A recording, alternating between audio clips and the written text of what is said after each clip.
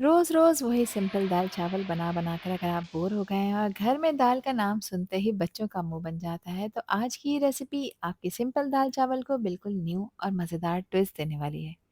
आज मैं बना रही हूँ सुपर क्रीमी चटपटी और फुल ऑफ फ्लेवर चिकन रेशा दाल तड़का।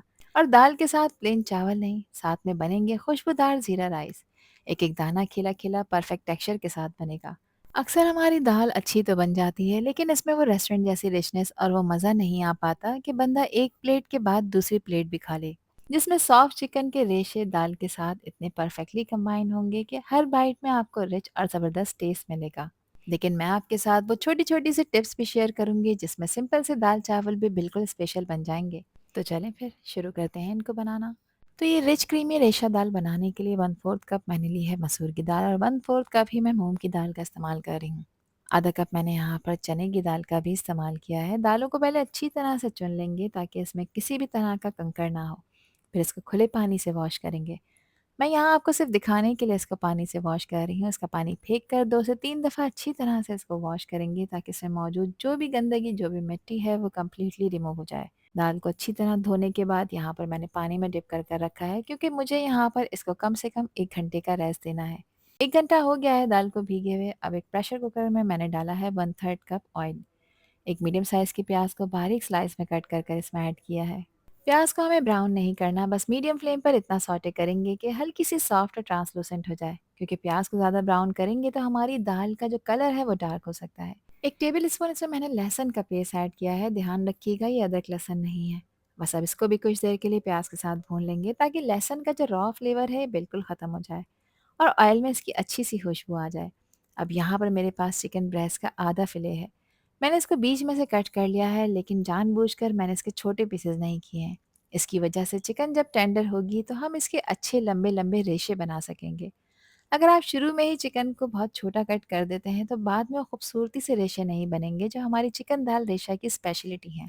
चिकन को 2 से 3 मिनट भूनने के बाद अब इसमें स्पाइसेस ऐड कर रही हूँ, जिसमें 1 टेबलस्पून नमक ऐड किया है, 1 टीस्पून कुटी हुई लाल मिर्चें हैं, 1 टीस्पून पिसी लाल मिर्चें हैं और नमक मिर्च की क्वांटिटी आप अपने टेस्ट के हिसाब से कम और ज़्यादा कर सकते हैं।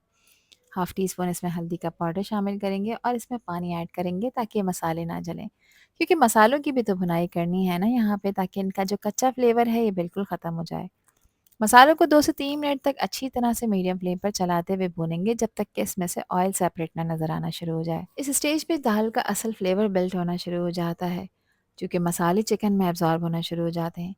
अब इसमें मैंने 2 मीडियम साइज़ के टमाटर ऐड किए हैं और इनका पेस्ट बना लिया है। आप लोग चाहें तो बारीक-बारीक चॉप कर कर भी ऐड कर सकते हैं।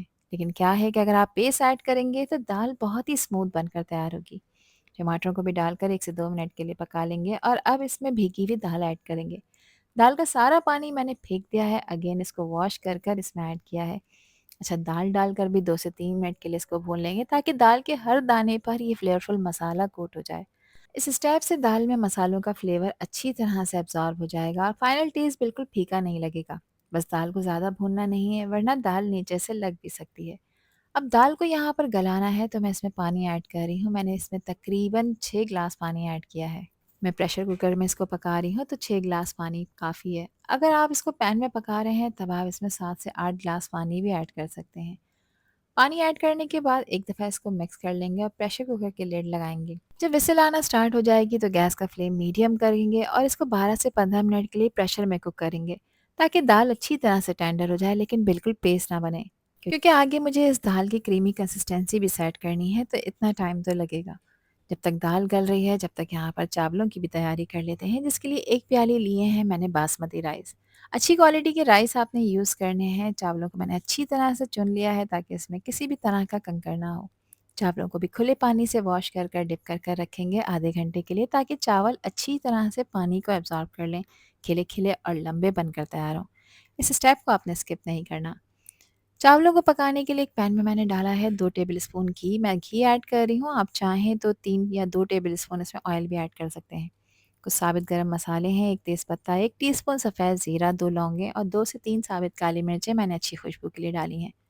इन मसालों को ऑयल में कुछ सेकंड्स के लिए क्रैकल करेंगे ताकि इसकी खुशबू और इसका फ्लेवर ऑयल में आ जाए। जब ये मसाले यहाँ पर भुन जाएँगे तो इसमें मैंने पानी ऐड किया है। मैंने 1 प्याली इसमें चावल ऐड किए हैं और उसी प्याली को मेजर करते हुए मैं इसमें पानी ऐड कर रही हूँ, जो कि तकरीबन 1.5 प्याली है। साथ ही चावलों के हिसाब का मैं इसमें नमक ऐड कर रही हूँ, तो मैंने 1 टीस्पून नमक ऐड किया है। नमक थोड़ा-सा खुलता हुआ होना चाहिए, नमक आप अपने टेस्ट के अकॉर्डिंग ऐड करिएगा। 1 टीस्पून मैंने इसमें सफ़ेद सिरका ऐड किया है और वो सीक्रेट इंग्रीडिएंट है ये कि जिससे चावल खिले-खिले बनेंगे। पानी में जब बॉयल आ जाएगा, चावलों को भीगे हुए आधा घंटा हो जाएगा तो इसमें चावल डालेंगे। एक दफ़ा इसको जेंटली मिक्स करेंगे, बार-बार नहीं चलाएँगे। अच्छी खुशबू के लिए 2 हरी मिर्चें मैंने इसमें ऐड की हैं। बस गैस का फ्लेम हाई करेंगे, इसको आपने कंप्लीटली बॉयल करना है। इतना बॉयल करना है कि चावलों में जो ये पानी आपको नज़र आ रहा है, ये पानी यहाँ पर पककर ड्राई होना शुरू हो जाए। जब चावलों में इस तरह से बड़े-बड़े से बबल्स आना शुरू हो जाएँगे, सारा पानी बॉटम में चला जाएगा, तो बस ये इस बात की निशानी है कि अब चावलों को दम पर रखना है। गैस का फ्लेम लो कर देंगे, लो फ्लेम पे अब इसको कवर कर कर पकाएँगे तकरीबन 10 से 12 मिनट के लिए। 10 से 12 मिनट में ये चावल बहुत अच्छी तरह से दम पर आ जाएँगे। जब तक चावलों को मैंने दम पर रखा है, तब तक दाल को चेक कर लेते हैं कि क्या कंडीशन है। दाल को 15 मिनट प्रेशर कुकर में पकाने के बाद मैंने सारा प्रेशर रिलीज़ कर दिया था। दाल अल्हम्दुलिल्लाह 100% टेंडर हो चुकी है और चिकन के जो फ़िले इसमें ऐड किए थे वो भी टेंडर हो चुके हैं। अब आपने करना ये है कि जो चिकन के फ़िले हैं इसको इसमें से निकाल लेना है। निकाल कर एक प्लेट में रखेंगे, जब ये कंप्लीटली ठंडे हो जाएँगे तो बाद में इसको श्रेड कर कर दाल में ऐड करेंगे। और अब यहाँ पर दाल में घोटा लगा लेते हैं ताकि दाल यहाँ पर अच्छी तरह से क्रीमी कंसिस्टेंसी में आ जाए। मैंने यहाँ पर घोटे का इस्तेमाल किया है, आप लोग चाहें तो ब्लेंडिंग जग में दाल को डालकर ब्लेंड कर सकते हैं। बस ये है कि आपने इसको ब्लेंडिंग जग में ब्लेंड करने से पहले ठंडा कर लेना है ताकि जग डैमेज ना हो। दाल को मैंने अच्छी तरह से घोट लिया है, देखें ये बहुत अच्छी तरह से स्मूथ हो चुकी है। अब चिकन भी ठंडी हो चुकी है तो फोक की हेल्प से मैं यहाँ पर इसको श्रेड कर रही हूँ, ताकि इस चिकन के अच्छे और लंबे-लंबे रेशे बन सकें। इसलिए मैंने शुरू में ही चिकन को छोटे पीसेस में कट नहीं किया था ताकि हमें खूबसूरत और नोटिसेबल चिकन के रेशे मिलें। रेशे ना बहुत मोटे रखें और ना ही बिल्कुल बारीक, ताकि दाल के हर स्पून में चिकन का टेस्ट और टेक्सचर दोनों अच्छी तरह से आ जाए। चिकन को श्रेड करने के बाद इसको मैंने क्रीमी दाल में ऐड कर दिया है और दाल में डालने के बाद अब आपने इसको 1 से 2 मिनट के लिए पका लेना है। अगर इस पॉइंट पर लगे कि दाल काफ़ी थिक हो गई है तो आप इसमें पानी की क्वांटिटी एडजस्ट कर सकते हैं। इतनी कंसिस्टेंसी रख सकते हैं जितनी कंसिस्टेंसी आप दाल की रखना चाहते हैं। अच्छी खुशबू के लिए 3 हरी मिर्चें मैंने इसमें डाली हैं। और अब इसके फ्लेवर को एनहांस करने के लिए मैं इसमें 1 टेबल स्पून सफ़ेद सिरका भी ऐड कर रही हूँ, जिससे दाल का फ्लेवर डबल हो जाएगा। अच्छी खुशबू के लिए बारीक कटा हुआ हरा धनिया भी इसमें ऐड करेंगे और अच्छी तरह से इसको मिक्स कर लेंगे। और देखिए चिकन के रेशे दाल में कितने खूबसूरत नज़र आ रहे हैं। इसलिए चिकन को छोटे पीसेस में कट नहीं करना। यहाँ पर ये दाल रेडी हो चुकी है, बस इसका तड़का बाकी है। अब चावलों को चेक कर लेते हैं जिनको दम पर रखा था। चावल यहाँ पर अच्छी तरह से पक चुके हैं, गैस का फ्लेम मैंने बंद कर दिया है।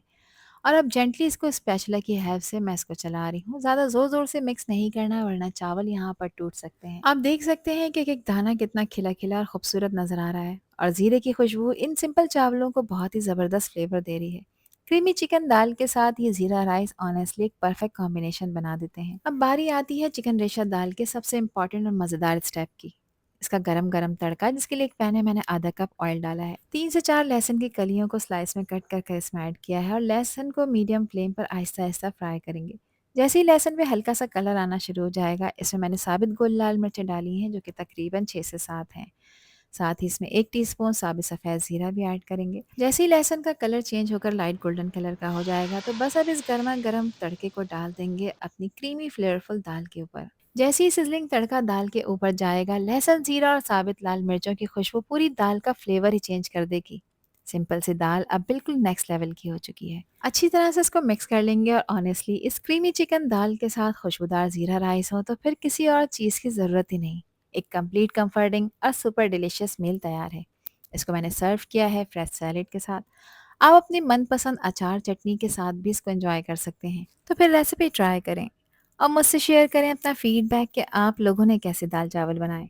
आई होप कि ये वीडियो आप लोगों को पसंद आई होगी। पसंद आई हो तो कमेंट सेक्शन में अपना प्यारा सा फीडबैक मुझे लाजमी शेयर करिएगा।